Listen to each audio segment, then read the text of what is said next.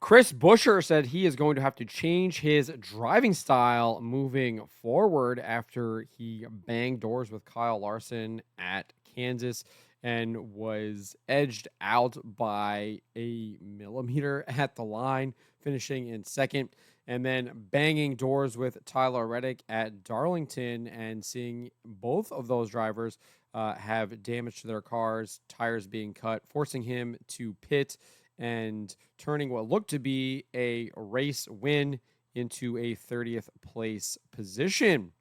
Before we get to this, I'd like to ask if you please hit that subscribe button, hit that bell for notifications so you don't miss any of our future videos here at John Trent Racing. Before we get to what Chris Buescher had to say post-race, let's take a look at exactly what happened. So here was the brilliant move that Buescher made that sent him to the lead after Kazelowski and Reddick were racing for the lead following a late race restart. Let's take a look at this here. To help Brad, as we saw, he'll do it again. See, really good racing here. A little bit of door banging right there between Kazelowski and Reddick, and then Buescher takes advantage of it, dives down to the bottom, slips up in front of Kazelowski, going down there into the corner, and then drifts up in front of Reddick, taking away that air. Kazelowski obviously is forced back into third, and then Buescher blocks Reddick there as he tried to go under him. So great move there by Buescher to take the lead, and he would hold on to that position for quite a bit until this right here took place. We're about 10 laps to go, and Reddick closed in on Buescher right here. He's going to dive underneath him right here. Loses all of his grip. Looks like Buescher hits the wall right there beforehand. Got a little bit loose, and then Reddick just door slams him really hard. Buescher still kind of sideways off of the corner.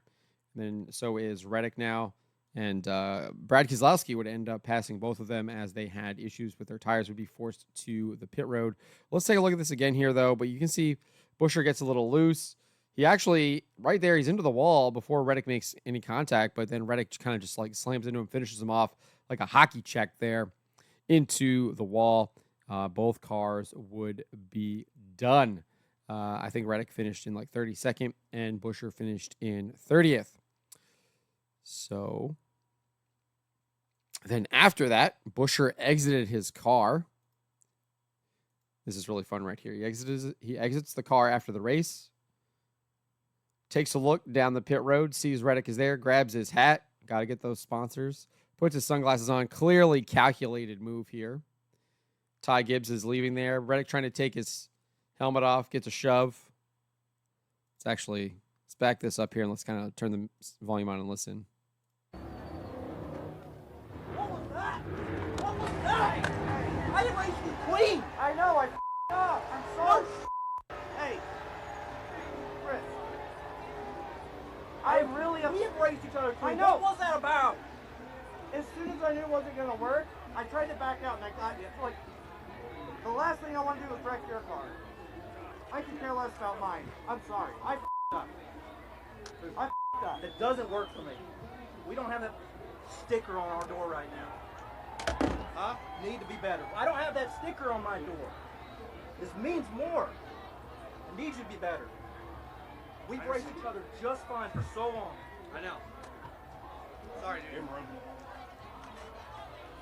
So clearly Buescher very upset at the way Tyler Reddick raced him. Reddick obviously admitting fault there, saying sorry. I did find it interesting that Reddick points to the car and then Buescher like sees the sticker, the win sticker. It's not just a sticker. It is a win sticker. It locks you into the playoffs later in the season. Allows you to basically, you're just kind of running for wins and playoff points by winning stages at that point, right? So really upset about that. And rightfully so. I mean, you got hockey checked into the wall by a car going 140 miles an hour. It ended his day, his chance at winning. So this is what he had to say in the post-race to Fox, Jamie Little. Let's take a listen. Take me through that battle with Tyler Reddick, and why are you so frustrated? What did you say to him? We got wrecked. I don't. I mean, that one's clear as day. Don't need any cameras to tell us, but I don't know what to say. We've raced each other really clean through the years. Try to be respectful about it. And thanks, Jack. Try to be really respectful about it, and we get used up. It's something that you just know is not going to work. So just really pissed off about it right now. We certainly had a chance to win another one. Really proud to have that speed. Huge congratulations to Brad and the Six Bunch and Castro on their win. That's awesome. But man, I wanted it for our Fifth Third Bank group right here, and I just felt we got used up. And he knows he messed up. He said it, but it doesn't change anything for us. I told him he's got a win sticker on the door, and we're still trying to find ours, and we get used up like that, take away those opportunities. It's tough. That's 2 weeks in a row we've had a shot to win races, and one I'm going to live in my head forever on what I would have done different, and this one here, I need someone else to be more mature about it. Heartbreak 2 weeks in a row. So that is what Chris Buescher had to say in the post-race to Fox. Here's what he had to say to Matt Weaver, or this is actually Tyler Reddick, to Matt Weaver following the race. This was obviously after Buescher had confronted him, because you can see his helmet is off and he's put a hat on here. Speaking with Matt Weaver and a number of the other people at part of the NASCAR media, let's take a listen to what Tyler Reddick had to say. Tried to check up, it was too late, just leave right in. Popped my tire, popped his tire. It sucks. He's obviously upset. Yeah, I completely understand. Like I said, just when I took myself out of it, I had a flag, that's a different story, but yeah, he was going to win that race. Had I not got tried that. So that's part of the stakes. I realized it wasn't going to work. It was just no grip left. Yeah, I slid right into him and took us both out. I'm not happy about it. Tyler, can you talk about your day? You had a strong car today. Yeah, it was really. So that is what Reddick had to say regarding his move, his failed slide job on Chris Buescher that ended up taking both of them out. And at the end of the day, as Reddick says, taking the win away from Chris Buescher. Here is what Buescher had to say, and he does talk about how he needs to change his driving style moving forward. He's talking about changing his driving style moving forward, maybe being a little bit more aggressive, given the fact that he's getting kind of used up the past couple weeks here. Let's take a listen. In the battle for the lead right there. Clean race until it wasn't. They got side by side and got checked up, and we got by completely clean. And was trying to take care of stuff, but run hard, and just went for a move that just was never going to happen. It wiped us both out. I mean, it was hard enough when we wheel hopped into the fence. It's not just a door-to-door contact and a push and shove. It's just ruined both of our days. Really frustrated by that. Really pissed off about it. I just don't get it. Race clean for how long. And to take our group, this for the Third Bank 17 team out of contention for a trophy. For another week to miss out on it, it's starting to hurt. This is the second week in a row you've been hit by a driver racing for the lead. Is that going to change how you race drivers from going forward? Yeah, man, about has to. We keep getting run into without hitting somebody else first. I guess that's the way we got to go about it. And that's it. Last week, somebody had a run on us and was going to try and cover it and tried to slide up and take it and realized it wasn't going to work and left the wing. And you know what? No one hit anything until the front stretch, and then we still got slammed into the corridor. So I just at least we both made it to the line there. That's when we're to ruin both of our day or something like that. I'm struggling to understand the reason. Had you had any issues with Tyler before? No, I've had issues with anybody out Yeah. there.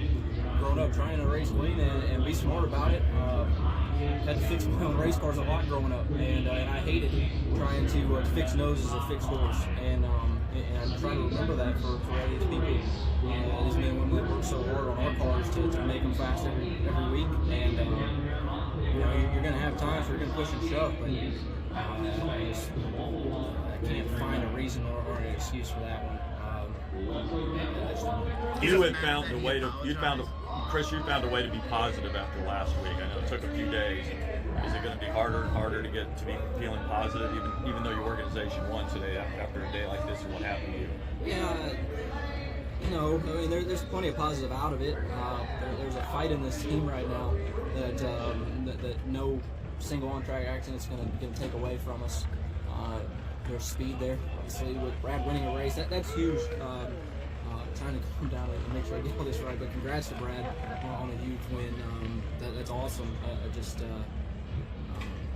to be in contention and be wiped out, just selfishly, it's hurting me. And we got to get back on track and get back in off one of those things and just try and find a clean run to the finish. It doesn't matter that he apologized and seems to have owned it. I mean, I appreciate him saying he screwed up. Obviously, like I said, we haven't had issues in the past. It's just that being said, it doesn't change what just happened. There's a wind sticker on his door top that I told him about that it makes a bad day like this not matter near as much to them, but it still matters to us. And it's that was a major cost to us today. Not only for a win, but to finish second to last because of the flat tire. Now. Fortunately, we got stage points on the day from running good, but you just one poor decision and saying sorry doesn't fix it. Where'd you finish today? So I also listened to the race on MRN. I was traveling back from Tennessee, had a kind of work retreat out there over the past few days, and I was listening to the MRN radio. And they actually talked with Buescher. He said much of the same thing we heard here, but he did say that Tyler Reddick probably had one coming, and he would owe one. I tried to see if I could find that post-race interview. I asked Steve Post here if MRN posts any of its in-race or post-race interviews anywhere, so I could share that with you guys. But he says not that I'm aware of. I then asked, is there any way to listen to the entire broadcast post-race? And I think it looks like he's responded here. So he says, not sure. He says, if Sirius XM NASCAR re-airs, but to my knowledge, no. So it's almost impossible to get that stuff. I don't know why MRN is not sharing that stuff. They should be. It's a huge revenue opportunity that they are not getting in because they have a lot of that stuff. I think people would be interested in hearing that and listening to what their interviews have to say, because I feel like they do get kind of exclusives before you get to kind of the media glut there. You have the Fox or NBC, depending on where we're at in the season. Then obviously radio gets the next kind of exclusive, and then you have kind of the media glut there. But fortunately, I don't have that to share with you. You can only kind of trust me. But he did kind of say that to MRN's Kim Kuhn. I think it was Kim Kuhn who was interviewing Buescher at the end of the race there on Sunday. I did find this interesting here too, just kind of cap this off. So Buescher just talked about how he might need to change his driving style regarding the fact that he kind of had the door slam with Kyle Larson that ended up costing him at the end of the race at Kansas, losing by basically a millimeter. They're saying 1/1000th. I think it was a lot closer than that. I think the timing and scoring said 0.000, which means it was a lot closer. I still don't know if we have an answer as to exactly how they determined that it was 0.001, other than the fact that that's kind of where their tracking ends. So that's the closest you can potentially get from NASCAR. And then obviously here getting kind of taken out by Tyler Reddick, hockey checked into the wall at Darlington. The lady in black was just like, thank you, and gave him a big hug and gave him a little bite into his tire as well. Sent him into the pits. And so he's talking about how he has to change his driving style to match kind of the aggressive driving that he's experiencing or is receiving. And so Brad Kazelowski, who won the race, was asked about this during the post-race press conference. And I think he has something interesting to say here. So let's take a listen. Chris has his style, and it's worked really, really well for him. I don't think Chris needs to change a darn thing about what he does. It might not have worked out today, but there's other days where it works for him, and makes him what he is. Makes him special. Makes him good. I hated I didn't get the result out of it. I know he had some damage on the car, and that was holding him back a little bit, and so he wasn't able to drive away like you would assume a leader would do on a situation like that. But I thought he did a great job of putting himself in position, and to not get a result, I'm sure it's hard to stomach. And it should be hard to stomach. That's what you want out of your driver, right? You want him to be upset when he doesn't win. Yeah, I would say, Chris isn't sitting in front of me now, but I would tell him just keep being Chris. Keep doing what you do. I actually really like that answer there from Kazelowski. Keep driving the way you do. Obviously, you're finding a lot of success at it, finishing second at Kansas. Pretty much had the win locked down. Even Tyler Reddick admits that here before Reddick took him out, that he was going to win here at Darlington. So I really like that advice. He's running well. It's kind of the opposite of what we were hearing from regarding Ross Chastain. Everyone wanted Ross Chastain, or most people wanted Ross Chastain to change the way he was driving throughout much of last year, and I absolutely hated that because I thought that highly aggressive driving that Ross Chastain was doing really works for him, and you could see the finishes that he was getting. I feel like since he's kind of changed that driving style a little bit, maybe its Trackhouse just doesn't have the speed, but he's clearly not up there kind of competing for wins every single week anymore. He's not in the mix. We're not hearing his name. He's kind of back at towards the back end of the top 10 for the most part, running in the mid-teens, etc. And I feel like that has hurt Ross a lot. I think that's probably one of the main reasons, because I do think he has changed his driving style a little bit. He's not as aggressive as what he once was. So I really like hearing Brad Keselowski telling Chris to continue his driving style, maintaining his identity as a driver, and continuing to do that the way he is. Because I do think there is something to being able to race the way that you race. And I think that leads to a lot of success. Now, that's not to say you can't improve certain things and find ways to improve that. But I think the general style that you race, I think, is kind of part of who you are. And I do think that helps you stay consistent. And clearly it was working for Chris Buescher, right? Second place at Kansas, almost had the race won here at Darlington. And that whole RFK Racing team has been doing a huge turnaround since Brad came on board. Obviously struggled early on, but we're starting to see a lot of the fruits of the hard work that they're putting in. But that is what Chris Buescher, Tyler Reddick, and Brad Keselowski had to say. Buescher is thinking about maybe changing his driving style. Brad says no.